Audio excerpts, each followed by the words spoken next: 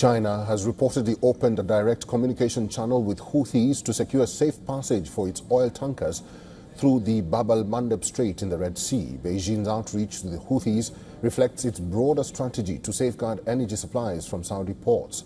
This comes after Iran effectively restricted maritime traffic through the Strait of Hormuz. Now, according to Reuters, Beijing approached the Houthis seeking assurances that Chinese-operated or China-bound crude carriers will not be targeted. This will allow China to maintain imports of Saudi crude despite the escalating maritime restrictions. China is one of the first countries to engage directly with the Houthis following the group's announcement of a naval blockade. The talks reportedly centered on ensuring uninterrupted transit through the Bab el-Mandeb Strait, a strategic maritime choke point connecting the Red Sea with the Gulf of Aden. Though the Chinese Foreign Ministry did not confirm whether such negotiations have taken place, but said Beijing is closely monitoring the evolving security situation in the Red Sea. The report by Reuters cites Chinese officials are reportedly vetting every tanker individually with the Houthis before transiting through the strait to minimize risks. China is reportedly keeping Iranian authorities informed of the movements given the complex diplomatic balancing act Beijing is pursuing amid the widening regional conflict. The control over the Strait of Hormuz has been at the center of the war between the United States and Iran since late February. In the latest, Iran and Oman have exchanged competing proposals for the future management of the crucial waterway. Oman has reportedly suggested a joint regional mechanism that will see both countries control the strait in a 50-50 split. The proposal will see Iran control transit lanes on its side of the strait, while Oman will control lanes running along its coast.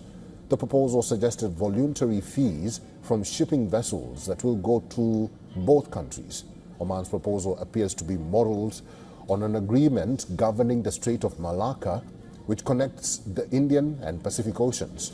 In that arrangement, Indonesia, Malaysia and Singapore ask ships transiting through the strait to voluntarily contribute to fund navigation. But Iran says it has rejected Oman's proposal based on its own national security concerns. Instead, Tehran has pitched a counter-proposal. This would see Iran manage shipping through its side of the strait, with Muscat managing part, but not all of the opposite lane. Iran's Deputy Foreign Minister, Kazem Gharibabadi, has warned that the strait will remain closed if Oman rejects the plan. He also warned that the Strait of Hormuz could not return to pre-war arrangements when ships passed without paying any form of toll.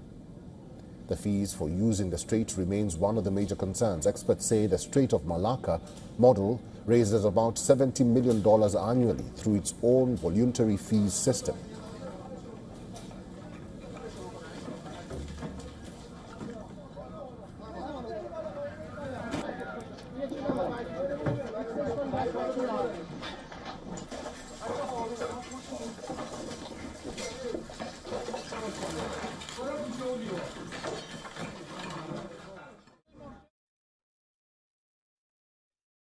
However, that is a far cry from the $1 million per ship that has reportedly been proposed by Tehran as a service fee in the Strait of Hormuz. Remember, Tehran has maintained that the shipping fees will go towards reconstruction following widespread infrastructure damage caused by the US-Israel attacks.